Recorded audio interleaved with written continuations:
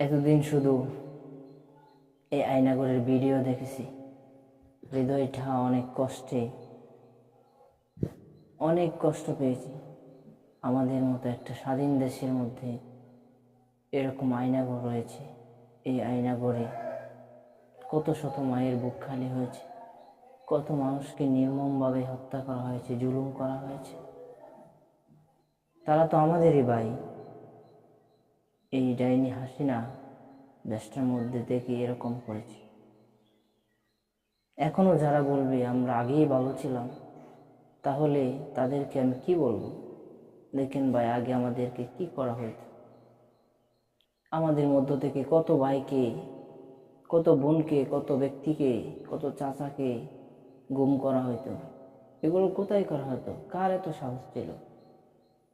আমার তো সন্দেহ হচ্ছে প্রত্যেকটা ব্যক্তিকে যাদেরকে গুম করা হয়েছে, মনে হয় তাদের সবাইকে এই আয়নাঘরেই গুম করা হয়েছে, এবং যাদের কাছ থেকে গুম করে টাকা নেওয়া হয়েছে এই সমস্ত কাজকর্ম এরাই করেছে।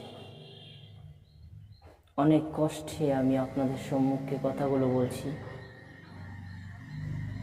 আমি চাই আমাদের দেশটা এবার সুন্দরভাবে, সুশৃঙ্খলভাবে পরিচালিত হোক। এরকম ভয়ানক আয়নাঘর থেকে আল্লাহ তাআলা আমাদের সকলকে হেফাজত করুন। প্রিয় বন্ধুরা, আল্লাহ তাআলা আমাদেরকে স্বাধীনতা দিয়েছেন, আমাদের দেশটাও স্বাধীন। তারপরও আমরা স্বাধীন হতে পারি নাই, স্বাধীনভাবে থাকতে পারি নাই, স্বাধীনভাবে কথা বলতে পারি নাই, স্বাধীনভাবে চলতে পারি নাই। কত দুর্নীতি হয়েছে, কত কি হয়েছে। এবার আমরা আশা রাখবো আমাদের দেশটা যেন এবার সুন্দরভাবে, সুশৃঙ্খলভাবে পরিচালিত হয়।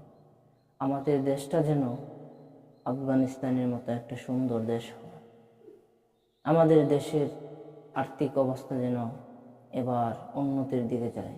আমাদের যত দুর্নীতি, রাহাজানি, খুন খারাপি, হত্যা, গুম, খুন হয়েছিল, এগুলো যেন এবার বন্ধ হয়ে যায়।